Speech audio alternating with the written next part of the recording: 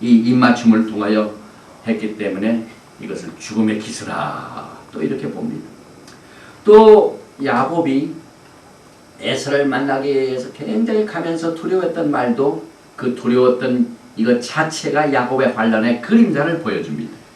에레미야서 30장 5절에 여호와께서 이같이 말씀하시되 우리가 떨리는 소리를 들으니 두려움이여 평안함이 아니로다. 그래서 에레미야서 30장 1절에 슬프다 그날이야 비할 데 없이 크니 이는 야곱의 환난의 때가 되미로다마는 그가 이에서 구하여냄을 얻으리로다. 또 야곱의 씨름은 포로 생활의 끝을 말해주는 그림자입니다. 창세기 32장 24절에 야곱은 홀로 남았더니 어떤 사람이 날이 새도록 야곱과 씨름하다가 날이 새도록 until the break of dawn 그것도 끝을 말합니다. 항상 야곱은 끝의 빛을 발하게 됩니다. 자, 탄생 때부터 형의 발꿈치를 잡고 나오고 또 천사와 씨름할 적에도 중간에 끝나는 것이 아니라 그 전쟁이 언제 끝나면 날이 밤새도록 해가지고 해가 뜨기 첫 번 빛이 막 비치기 직전까지의 씨름이 있었습니다. 이것이 야곱의 투쟁의 역사입니다. 또 투쟁의 미래의 예언입니다. 그래서 야곱은요 긴 어두운 밤이 지나야 새날을 맞이하면서 야곱이 살게 됩니다. 그래서 야곱과 에서의 투쟁은 종말의 야곱의 포로 생활이 끝날 때까지 계속이 됩니다. 또 이스라엘과 유다는 야곱의 환난의 때 이스라엘 땅으로 다시 돌아오게 됩니다. 이제 흩어졌던 뿔뿔이 헤어졌던 이 이스라엘과 유다 백성들의 그 백성들이 언제 고토로 몰려오냐면요 이제 환난의 때 직전에 전부 모이게 됩니다.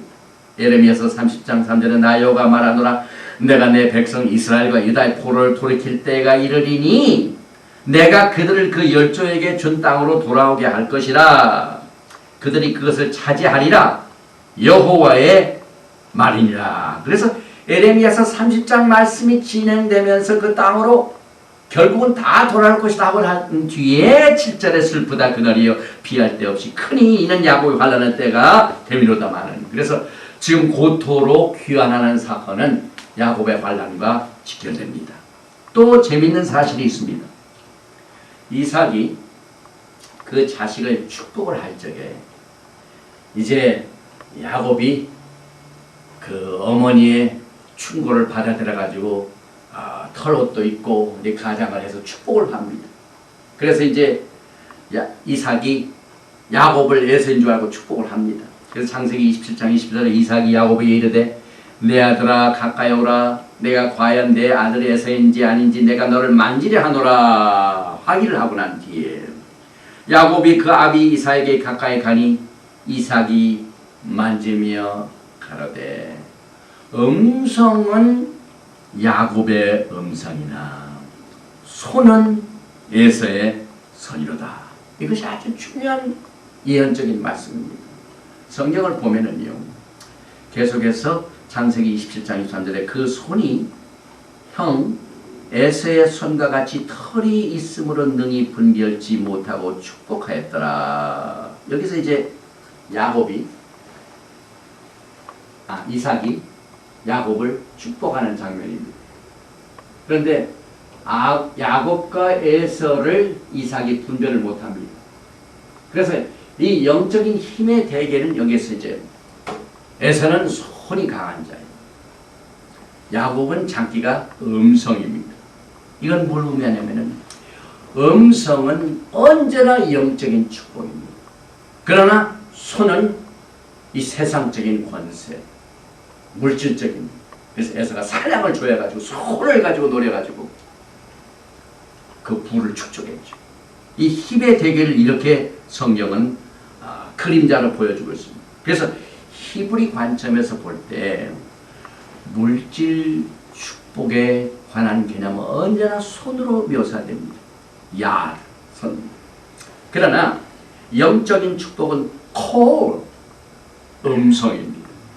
그래서 이 음성 자체는 하나님의 지혜인 토라와 하나님께 교통을 하는 기도의 언어를 전하는 수단이기 때문에 영적인 축복으로 봅니다. 그래서 이삭이 음성은 야곱의 음성이나 손은 에서의 손이로다. 그래서 이삭이 축복할 적에 그 힘의 대결의 특징을 이렇게 암호를 써서 우리에게 전해주고 있습니다. 그러나 히브리 뿌리 관점에서 보면은 음성은 하나님의 영적인 축복이요, 손은 물질의 축복, 세상의 축복, 이렇게 우리가 구별을 할 수가 있습니다. 그런데 야곱이 에서를 이기기 위해서는 언제나 주신 그 음성을 끝까지 잘 사용해야 돼요. 이 에서가 갖고 있는 이 손의 물질의 축복을 탐해가지고 그걸 가지고 야곱이 에서를 이기려고 하면 절대로 이길 수가 없습니다. 그래서 야곱이 약할 때에는 에서는 언제나 승했습니다.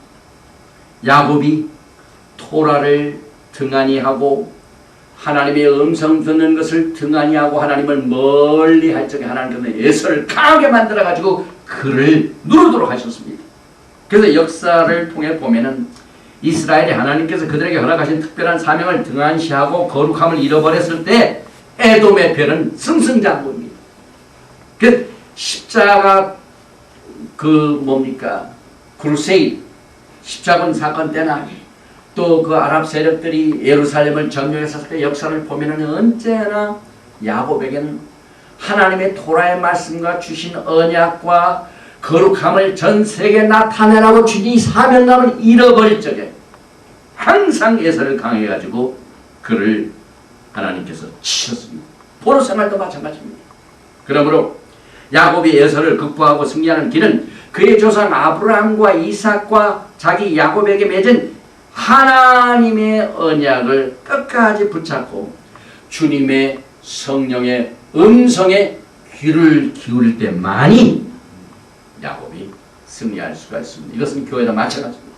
이 교회가요, 세상과 짝에서 세상의 힘을 의지하고 교회를 강성하게 하는 것은 참 나무나 집이나 풀러집니다. 그러나 하나님의 음성에 귀를 기울여서 그 음성, 이것을 가지고 끝까지 한 사람도 좋고 열 사람도 좋고 하나님이 주신 생명의 언약의 말씀을 끝까지 붙들고 다시 오실 예수와 메시아를 끝까지 붙들고 있는 자는 반드시 하나님께서 승리하시라 하십니다. 그래서 교회는 세상을 닮아가도록 노력할 필요도 없습니다. 이미 하나님께서 우리에게 주신 영적인 이 축복을 정말 금과 은과 보석보다 귀중히 여겨 붙잡는 이 마지막 때에 우리의 사명을 이 야곱이 가지고 있는 음성과 에서가 가지고 있는 손을 통하여 우리에게 예언적으로 가르쳐주고 있습니다. 또 이제 시간이 많이 갔습니다. 그러나 중요한 것이 있는데 이 종말의 야곱과 에서의 투쟁의 특징을 살펴봅니다.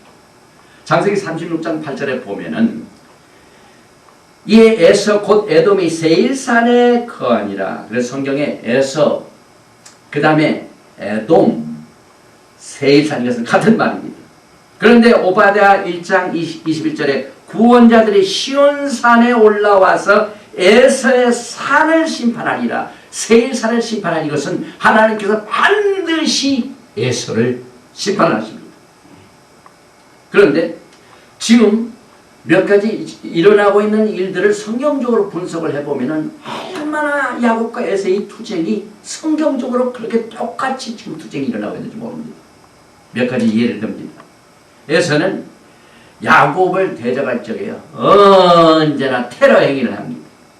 에스겔서 35장 2절에 인자야 내 얼굴을 세일산으로 향하고 그르쳐서 예언하여 이르기를 주 여호와의 말씀에 세일산아 내가 너를 대적하여 내 손을 내 위에 펴서 너로 황무지와 놀라움이 되게 할지라. 내가 옛날부터 한을 품고 이스라엘 족속의 환난 때 곧 죄악의 끝때 칼의 권능에 그들을 붙였도다. 칼의 권능, 손입니다.